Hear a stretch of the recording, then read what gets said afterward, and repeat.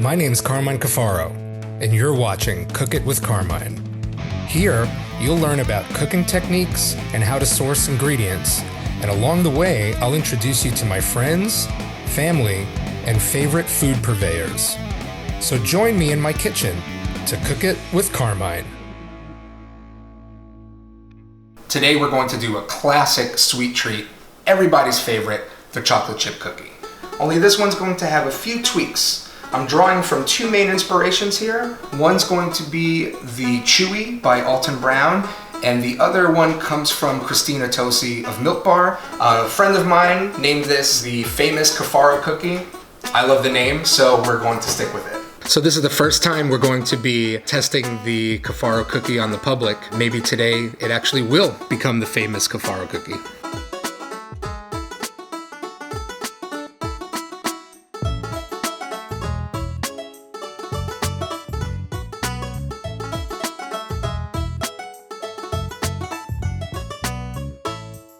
At the base of this cookie recipe, like most cookie recipes, is butter and sugar.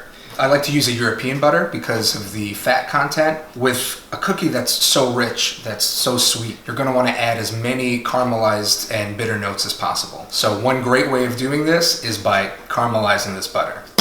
We're going to put the heat on low. You're definitely going to want to use a lid for this. I've caramelized butter in the past without one and have had splatter all over the place, a couple of burns on my hands. We could avoid that. As this butter is cooking, the water content is going to start to evaporate while the milk solids, the fats, start to caramelize. And we're just going to watch until it starts to turn like a nice deep amber color. Now, as you can see, this butter is starting to froth and bubble. Milk solids that are going to caramelize settle to the bottom. So every now and then, you want to check it, give it a little stir, and make sure that we're not burning it.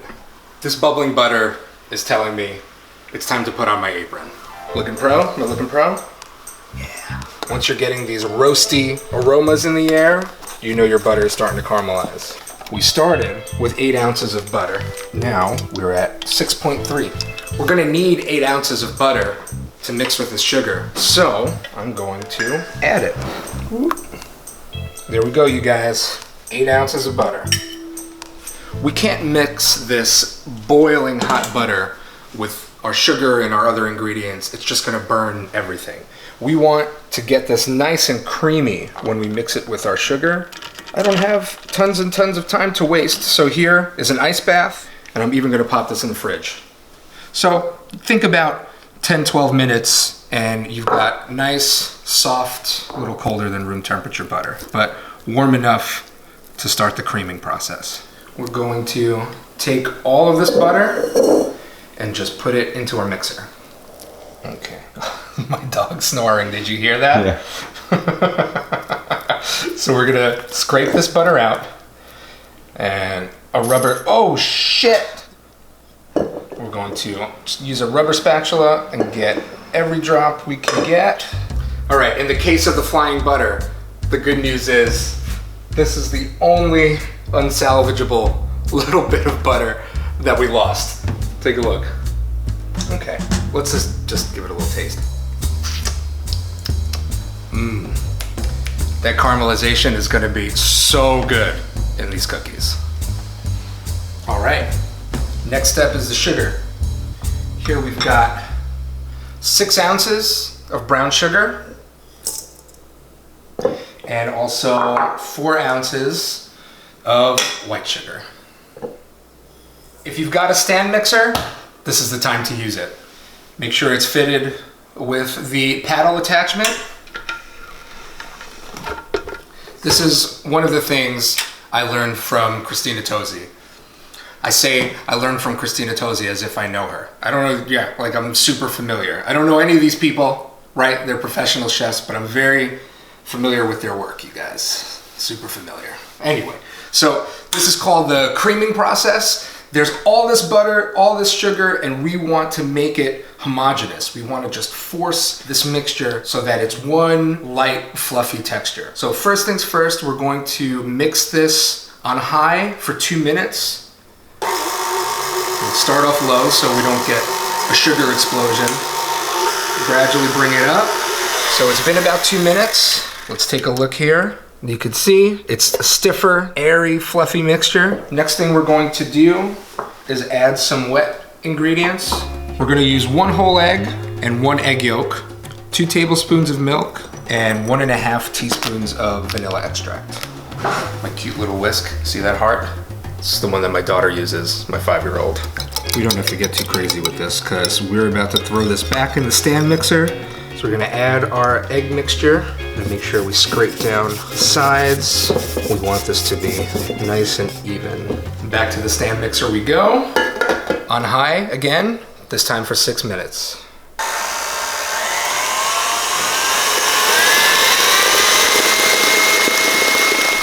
Looks super, super creamy, super fluffy. This is what you want to be left with. All right, so here's the main spot where that Alton Brown recipe comes into play. He uses bread flour. One thing is that sometimes it comes out a little denser than I like personally, so I'm using half bread flour and half all-purpose flour. Here I have an empty mixing bowl, a strainer. We're gonna take our 6 ounces of bread flour, 6 ounces of all-purpose flour, and we've got 1.5 teaspoons of salt, 3/4 of a teaspoon of baking powder, and 1/4 teaspoon of baking soda. And one more dry ingredient, dark roast coffee grinds. And this is also going to enhance those chocolatey and bitter notes that we want to add. And now we're just going to sift out these dry ingredients. So let's add our dry ingredients to the mix. Take our trusty rubber spatula, scrape down the sides. Back to the stand mixer we go. We're going to mix this until it's just combined. Okay, there's still a little more mixing to be done, but now let's add our chocolate chips. 60% dark chocolate. Gotta have these bitter notes. This is something else that was inspired by Milk Bar, also by Rice Krispie Treats. Cornflakes, marshmallows. These marshmallows are gonna get nice and gooey and melty. These cornflakes are gonna add a nice crisp texture.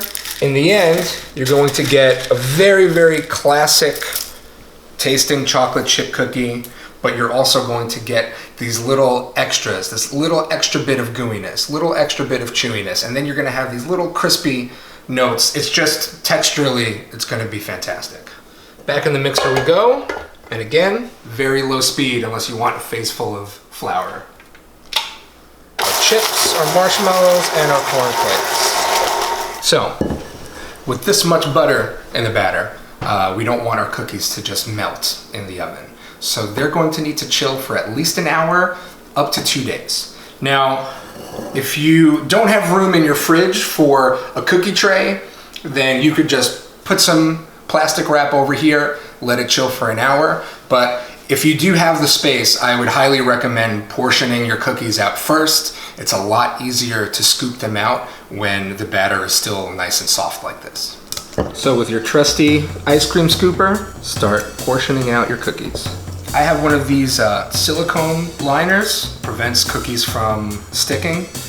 You could, if you have that, great. If not, get some parchment paper, it'll do the same job. All right, so the cookies have chilled for over an hour. We've got the oven going at 365. So just gonna add some finishing touches by sprinkling a little flaked sea salt on top of each cookie, a little bit in the center as we go, and a little bit goes a long way. The salt is going to complement the dark chocolate and the caramelized notes that we already have going on in these cookies. Just gonna be an extra little punch of flavor. We're gonna bake these cookies for between 15 minutes. Because ovens have different degrees of temperature on the bottom rack and the top rack, what I'm gonna do is take them out halfway through and switch racks.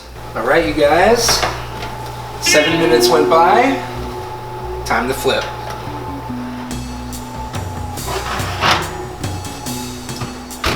All right, time's up. Let's check these cookies out. All right.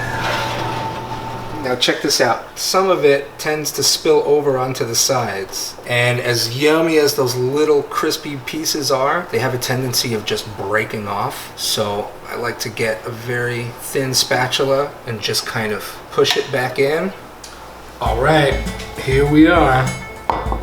The famous Cafaro cookie. That's what I'm looking for. Gooey, melty, crisp on the edges, sweet, salty, just like everything you could want in a cookie.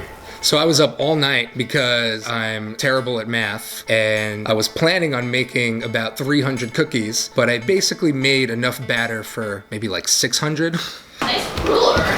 Is that your mom's? Oh yeah.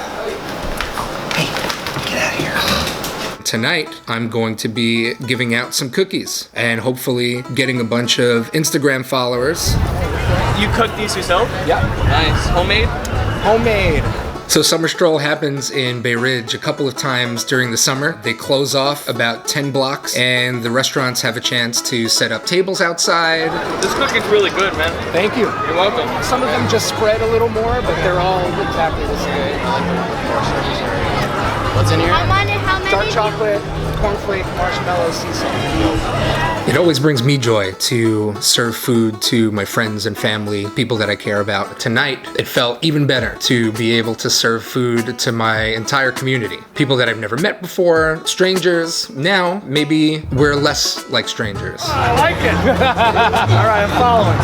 Hopefully tonight I brought people some joy, even if it's just for a short moment while they're enjoying these cookies.